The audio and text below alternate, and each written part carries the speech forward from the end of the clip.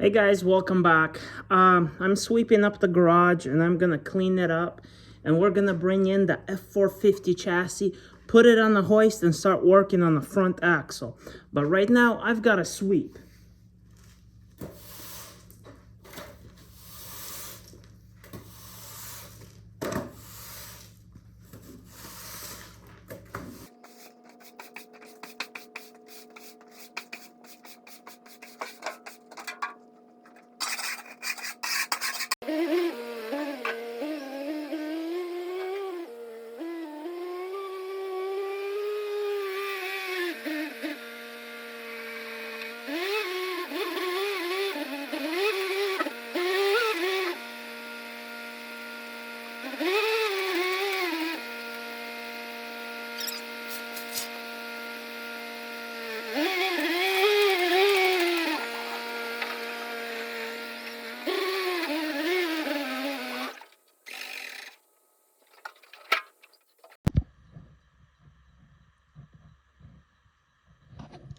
Alright guys, so anybody that's interested, if you have questions, ask, comment below. But this is an NV4500. It was rebuilt trans. A friend of mine built it for me. It's got 1 3/8 input shaft. It's set up with a G56 2011 clutch. It's truthfully from AutoZone. I love the clutch. The clutch does great. I've set it up in multiple trucks. I'm looking to get about 350 horsepower out of this engine. That's all I want. I don't want anything else out of it. And all it is going to be, it's a tow rig. It's going to have 411 four-wheel drive front and 411 rear. So this is a VE pump Cummins. Now, I'm a huge fan of Cummins, guys. It is the best engine ever. Now, when it comes to Dodge trucks, from 1999, well, their chassis sucks. This is a superior chassis. A Ford is a superior chassis to a Dodge chassis. Okay, aside from all of that, I'm not going to argue about that. That's just facts. The best setup, I think, is a Cummins and a Ford chassis. So when I was doing the clutch, I cracked the bell housing. I've got a new one. That's why we got to remove the trans. I neglected this project for a little while and I left it outside. It had the metal covered the engine, but some water did get in here. So we're gonna pull the rails off. We're gonna pull the intake plenum off, clean everything up, and probably pull the injectors, at least crack them open, and then I'm gonna try to crank over the engine. I may put transmission fluid in there, or even brake fluid in the cylinders, because brake fluid does dissolve rust and will unseize an engine as well. Now, I don't think this engine is seized up, but that's what I want to do because there's water that got in here for sure. So this is a 3rd gen Cummins exhaust manifold. It'll have a same turbo because the heater box sits in the area here, and I don't want to run 2nd gen style exhaust manifold on this engine. So all of that is going to flow right down. I'm going to try to utilize the stock exhaust. This for me is a sleeper. It's a tow vehicle. That's it. We're not trying to race it. We're not trying to go fast. We're trying to have air conditioning, the tachometer and the speedometer working. That's it. So this block here has 200, maybe 20,000 miles. It was a plow truck. The engine sat in the truck probably for 10 years. Then it sat in my garage probably for about 6 at my shop in Michigan. It was rusty. I used muriatic acid, 1 gallon of water to a quart of muriatic acid, and I sprayed it on here. I cleaned out the rust off of it. I put a new gasket on the oil pan. I put a new gasket on oil cooler. Some of this stuff got new gaskets on there. We are going to convert it to a 4th gen crank pulley. I've got one sitting somewhere. Guys, I truthfully love Cummins. I think Dodge Cummins is the way to go. Why? Well, it's got 6 cylinders. If it's got 6 cylinders, that's 2 less injectors. I'm not dogging Duramaxes. I'm not dogging Power Strokes. 7.3s are great. I've had quite a few of them. But when you're trying to put power to 7.3, guys, put some boost to it. All of these little O-rings start to leak. You know, you basically need to rebuild the engine. The most durable engine I found is a Cummins. That's my opinion. Some of you may have a different opinion. Anyway, so my goal is to tackle the fuel system. I've got a new fuel filter here. I've got this plumbed from the fuel pump to the filter. I've got to run AN6 fittings all the way down. I'm gonna set a filter housing on the side of the frame with another filter. Then I'm gonna do a 7.3 fuel pump because those are the best. From the tank to the filter, from the filter it'll plumb through this pump and on. So that's what the goal is. I want to navigate. This is my return line right here. I don't like any of this, but I don't think there's really a way to change it. If you guys know of a way to change it, let me know. I'd like to update this. So I thought about using a compression fitting style on the back of the pump for the return line, and from there going into the original return line here, just because it's there. It's stainless steel, there's nothing wrong with it, and that's what I feel like using to the tank. I will not be doing a fast pump just because I've had multiple fast pumps on multiple different Dodges, and when it comes down to it, there's nothing more durable than this pump right here. It's like 50 bucks at any O'Reilly's or AutoZone, and it runs and it will run forever. If I was to try to make lots of power and go fancy with stuff, then I would do fast and I would be running a completely different setup. But for this, it's just gonna be a tow rig for me. Anyway, so let's work on getting this transmission out, and let's work on getting the plenum off and getting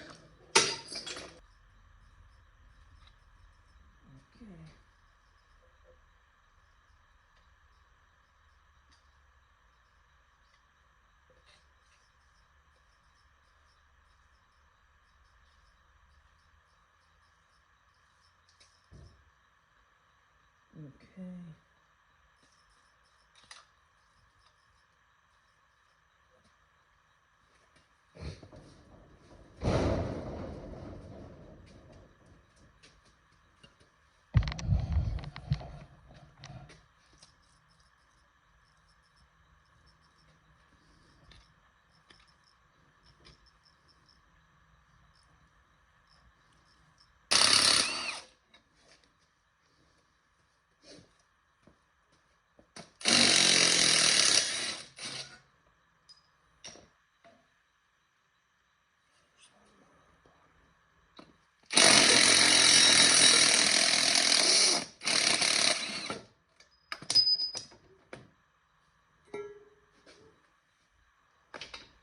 Okay, so couple of things. When you guys, probably be easier to set it like this. Okay, when you guys look at the exhaust ports, can you tell?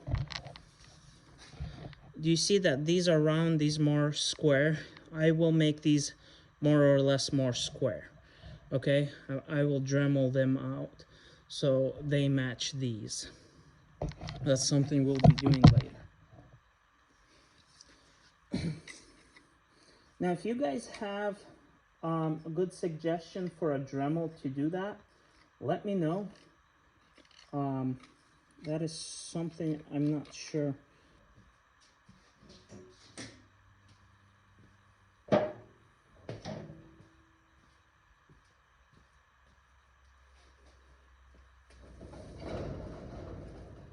Hey guys, something I want to point out. This is a 7.3 pump, okay? This is by far the best pump I've ever found. This pump right here will make 70 psi. When I drove my 7.3 dump truck to Kentucky, because I've broke down quite a bit with my second gen Cummins. So on these, when you remove these, you have to wiggle them back and forth because you can damage the line. They do seize. That's just a fact. All right, that one come out real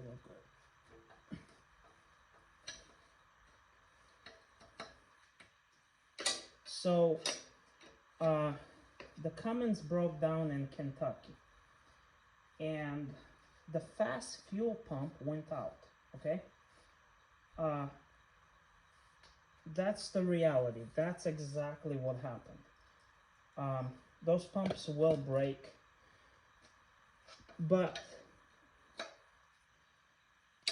I think that pump is good. I'm not saying that it's a bad pump. What I'm saying is they do break down. I drove my 7.3 from Tennessee, 7.3 F450 I had at that time.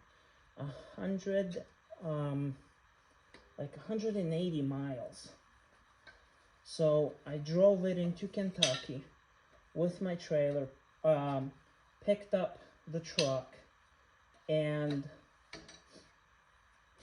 you know what? The 7.3 broke down. It broke down in Knoxville. It was, as you get from I-75 to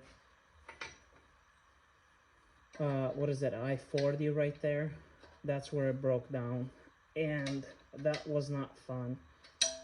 Okay, whatever. So I made it past Knoxville. I don't know how. Somehow I made it past that point, and everything was good, and the 7.3 finally died. Like, the truck just died, would not run. So I had my wife come out. Luckily, I was broke down by an AutoZone.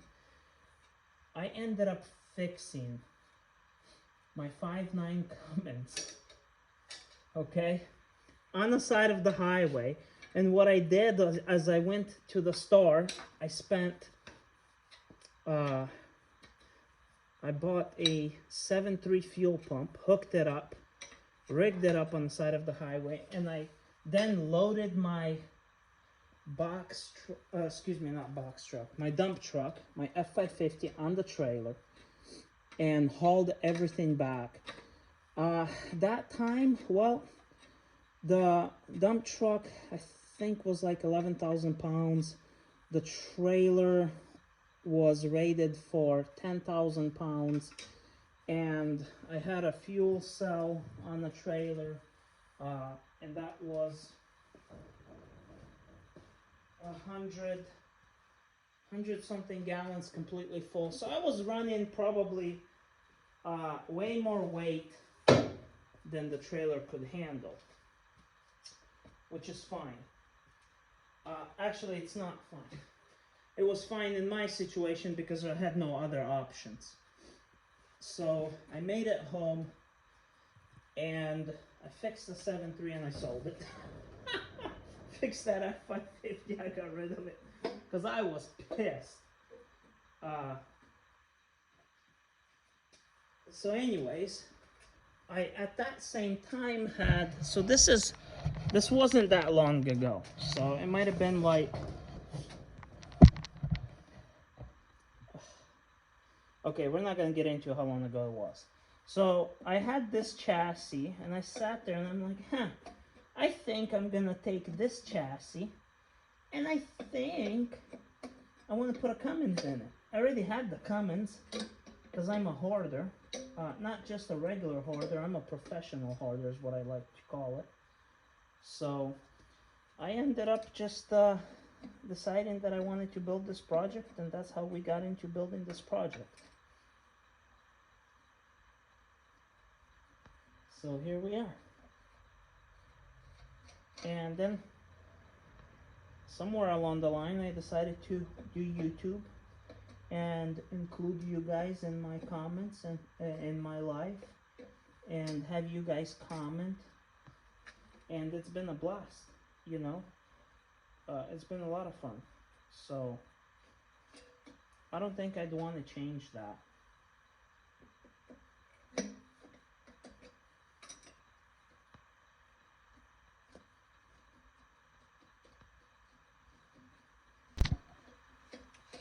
Okay, so after looking for my number 10mm socket for quite some time, I finally found it.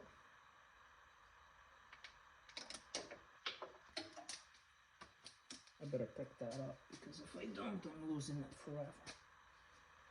Let's just put it right there. These are the bolts that I'm pulling out. They're all 10mm. They hold the plenum in for the intake.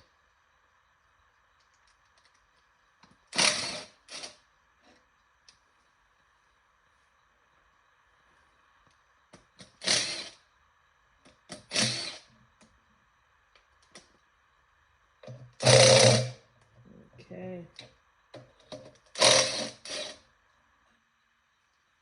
So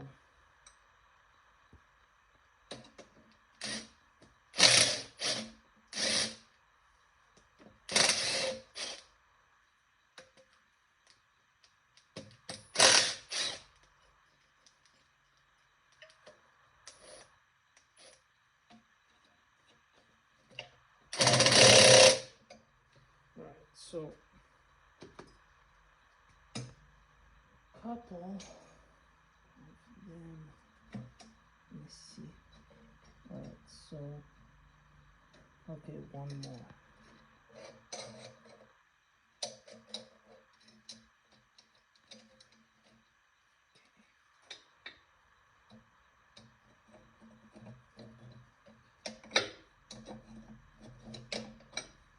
Alright, so it's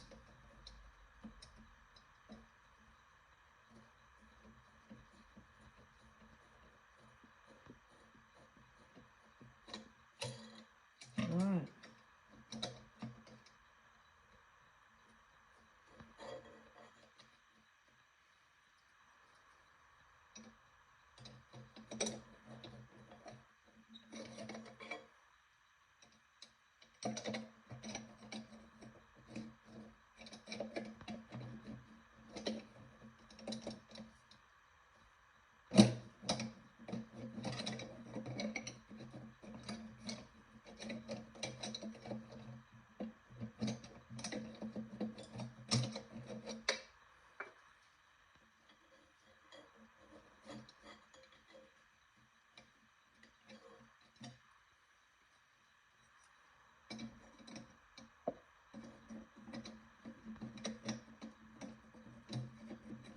Yeah, this last one is always so difficult to get.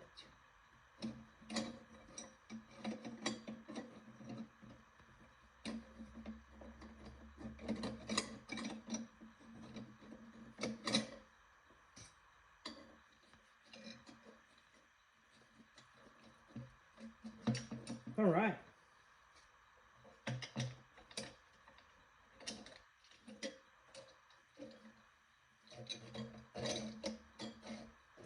Okay.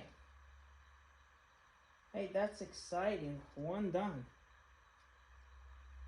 Had some fuel in it still. All right.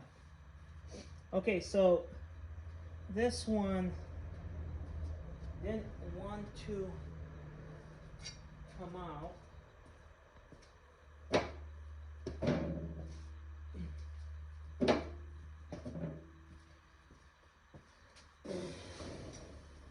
Okay, so here's what I'm gonna do.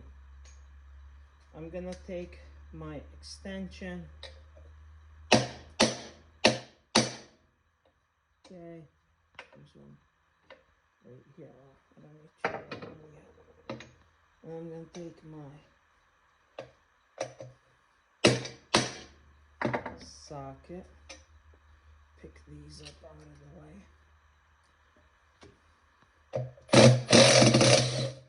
So, first time around, the nut tried to slip on the sock.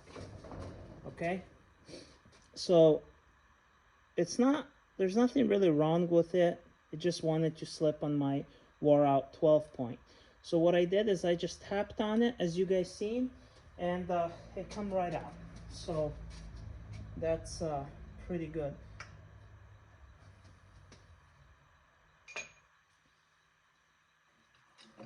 Okay, so I've got one more. All right, perfect. We've got these out. Oh yeah, this still has plenty of fuel in it. All right, man, that looks so much better already. Let me see this stuff right here. Okay, so I had one more right here that come. Let's see if it comes. Oh yeah, came right up. I better go get my socket before I lose it. I was looking for it for like a few minutes. Where is it?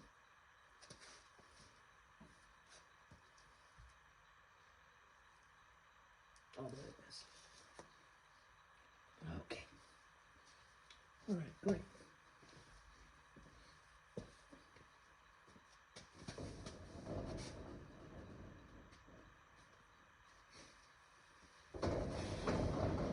Guys, I'm kind of scared on opening this up.